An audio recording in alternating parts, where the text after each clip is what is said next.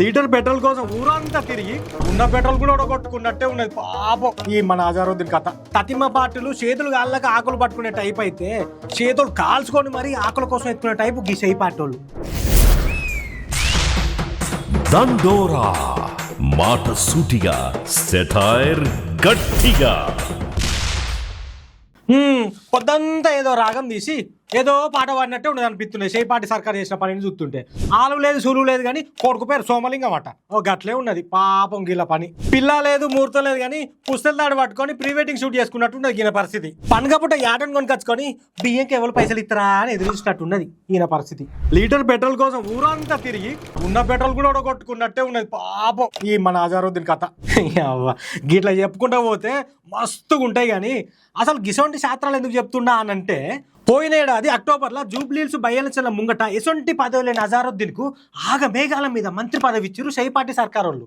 అయితే మంత్రి పదవి ఉండాలంటే గా 10 వచ్చిన 6 నెలల లోపట్నే ఎమ్మెల్యేనో ఎమ్మెల్సీనో కావాలి.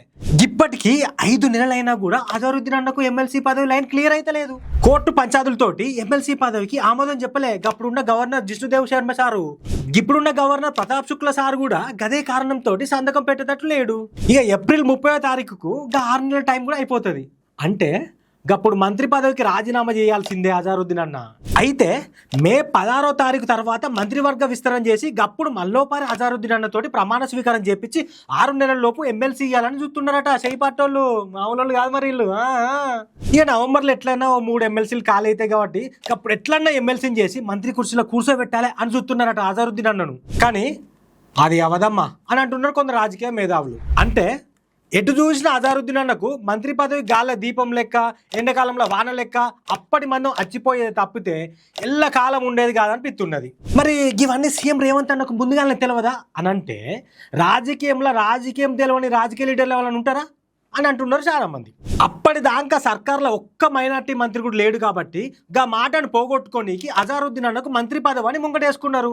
కానీ వీళ్ళకి తెలియదు ఏంటంటే, కూరగాయలు కోసే కత్తితోటి యుద్ధం చేసుడు కుదరది.